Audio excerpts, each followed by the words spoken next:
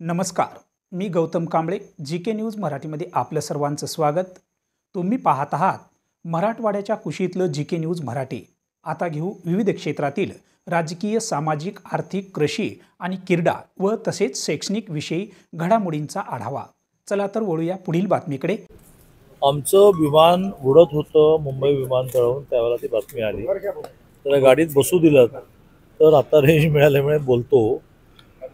पण जी काही मला प्रायमरी माहिती जी मिळाली आहे त्याच्यामध्ये आदिवासींमधून धनगरांना आरक्षण देतील ही भीती मनात बाळगून गेले काही दिवस आदिवासी समाजामध्ये हा थोडा असंतोष आहे. पण हे गैरसमजाच्या आधारावर चालला आहे.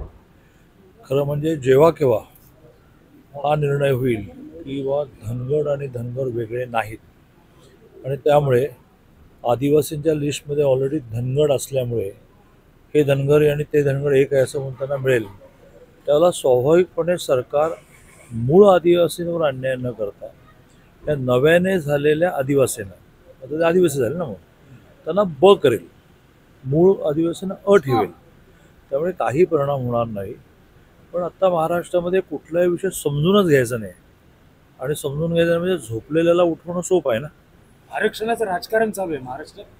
आता असा इतका हार्श शब्द वापरण्या इतका माझं हे नाही आहे कल्चर. मी असं म्हणेन की हा आरोप झाला मग ना राजकारण करून. तर झिरवळांसारखे जे तसे इनोसंट आहेत. इनोसंटचा मराठी अर्थ काय तर भाजपचे आमदार होते त्याच्यामध्ये.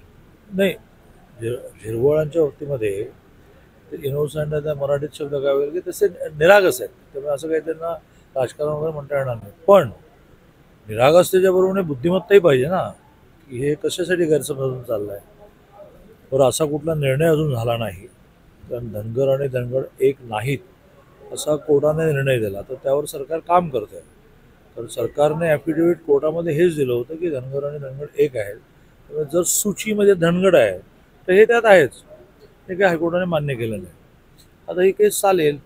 मुळात अशा प्रकारे ज्यावेळेला निर्णय होतो त्यावेळेला केंद्रीय आदिवासी आयोगाकडे ते प्रकरण जातं. बस आता उद्यापासून सुरू झालं असं नाही आहे ते. पण माननीय मुख्यमंत्री महोदय आणि दोन्ही उपमुख्यमंत्री महोदय त्यासाठी सक्षम आहेत. त्यांच्याशी बोलते. मंत्रालयात अशा प्रकारे आंदोलन करणं काय म्हणाले? अशा प्रकारे मंत्रालयात काय झालंय की लोकशाहीची ब्युटी, सुंदरता अशी आहे की तुम्हाला आंदोलन करता येतं.